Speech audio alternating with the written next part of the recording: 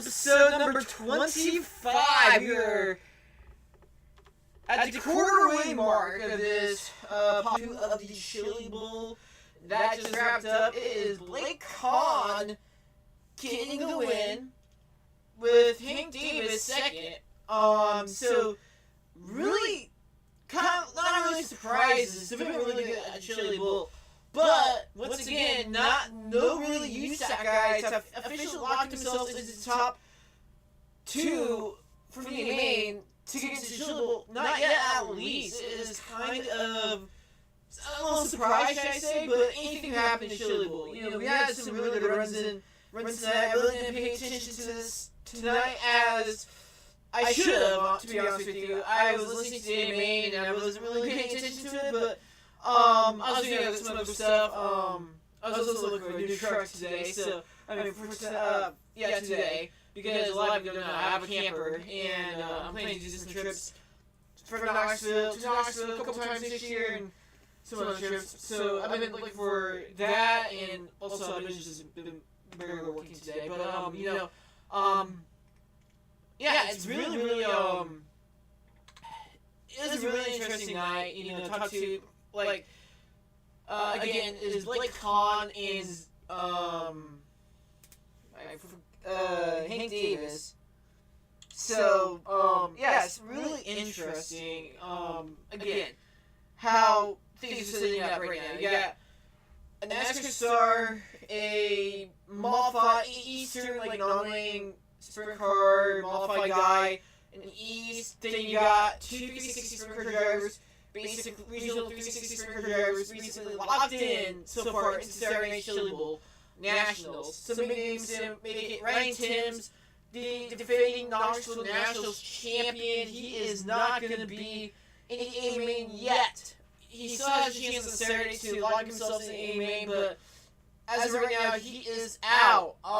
Chase Randall, he's out as well. So, a lot of big names in this field that are not locked in yet, but, anything can happen.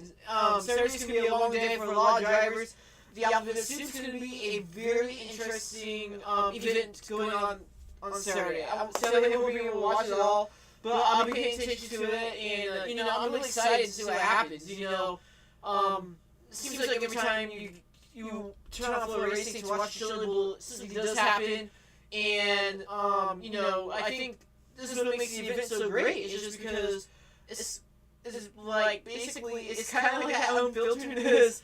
Fun, very, you can watch little cars in a little track with a bunch of people around. So, I really wish I was in Tulsa right now, to be honest with you, but, I'd rather be here in Nebraska, working right now, but I am definitely want to go to Chili Bowl someday. I really want to go, and, either that's just working there, or being a fan there, and doing my podcast afterwards, I really want to do both, honestly, but, it was really good, racing tonight. When I watched, the topside game come in as early as people were expecting, but when it came in, it became really good racing. So, again, congrats to Blake Kahn and Hank Davis for locking themselves into the A-Main, for Saturday night, and, it's been a very, very interesting race so far. Interesting week so far, should I say. Not race, it's been an interesting week. And this week's going to keep getting more interesting as we hit the middle of the week. Tomorrow is Wednesday after all, so it's hump day.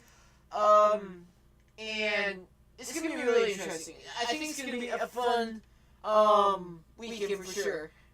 With the Chili Bowl going on, then of course we got NFL going on as well. We got, what was it, 2 games on Saturday, 2 games on Sunday. So it's going to be a very fun weekend, for sure.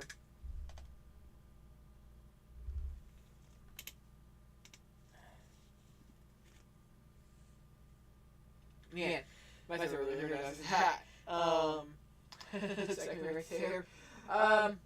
So, basically, I kind of, since I didn't really touch on this yesterday, I really want to talk about my reactions to Stranger Things, the final 4 episodes, basically.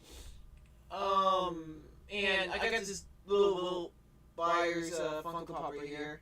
Those are my Shots Rico Puka Homes Funko Pops. So I felt like the episode was really good in my opinion. A lot of people were saying I don't know why, but it seems like they didn't get rid of anything. I did. I really enjoyed it. I didn't get at first. When Nancy and Jonathan broke up, I thought they were basically saying that they're gonna get married together and stuff or something like that. But I totally misunderstood that. But it was a really good. It was a really good show. And people really are. I think really pushing episode 7 a lot because there's two things. Will comes out and Byler's not a thing. Byler wasn't even a thing. Will coming out. If it helped with the fight, then why not? As long as he gets to live happily after, which he does. And there's no secret episode coming out. I'll talk about that later. But I just don't get it. I'm a conservative. I really don't like seeing anything LGBTQ, IA, ZBS, anything else, on anything I'm watching, basically. And, when I first watched the scene, I did struggle a little bit watching it. I had to cringe a little bit, but, when you get watching it, and actually understand the story, understand the circumstances, and how everything's gonna fall out, and how the story has to be told, then it makes sense. Honestly, it makes sense. People were saying, "Oh, this is Netflix being Netflix, and you put propaganda into this and stuff like that." And I'm like, look, I don't care about what politics is doing right now or evolving into. Let me watch this show, and if I don't like anything politically in it, again, I did cringe when Will was coming out, but I did not. I did not complain. I did not say anything. I just and you definitely knows what they're doing. Definitely know what they're doing, obviously, and I trust them 100% on what they're doing. So yeah, how the ending went, people were saying, "Oh, this is a fake ending. It was too good." But how would you else move on from these characters? And I think Devers did an amazing job doing that. To be honest with you, I really did believe they did an amazing job doing that. Was it perfect? Absolutely not. We wouldn't need a perfect ending, obviously, but we just want to know what the character, how a good write-off of the characters. And I think Devers did an excellent job of that. And I'm really excited to see what the Tales of what was it, A5, Stranger Things Tales of A5. I think that's what the show's called, between season 2 and season 3. So excited about that. See what it's about, and then we go to whoever Devers produces next. So I think this show doesn't deserve the hate that it's receiving. And hopefully when the episodes age like fine wine. They're gonna be classics. That's for sure. This is one. I started watching the show this year. Actually, when I was in Knoxville, or actually before I was in Knoxville, I just finished watching Squid Games, and I'm like, I don't know what I want to watch now. Since I bought myself a Netflix subscriptions, and I was like, let's try Stranger Things. Let's see how this show is, and I don't regret watching that show at all because the storytelling is really good. Everything about it is really good. You can fall in love with the characters so easily, and you can get it, it's really good. Good acting. This show is perfect, basically. This is a little delayed, but thank you, Devers, thank you, everyone, Stranger Things, for basically making a really good show. for everyone to enjoy the past 10 years. Honestly, for me, the past months because I didn't watch. And when they actually released, but again, thank you, Duffers, and thank you, everyone. I know they're probably not gonna hear this, but if they do, then voila. So yeah, I mean, it was a really good show. I'm really excited to see what comes next with all the actors. I heard that Sadie's gonna be in the new Spider-Man movie. I heard Joe Carey might be in it. Yeah, I mean, it's interesting. Underworld's doing. You know, a lot of people, I don't know, fans and Ghostbusters. I really don't see Gaten or Noah in movies as much. But I mean, whoa.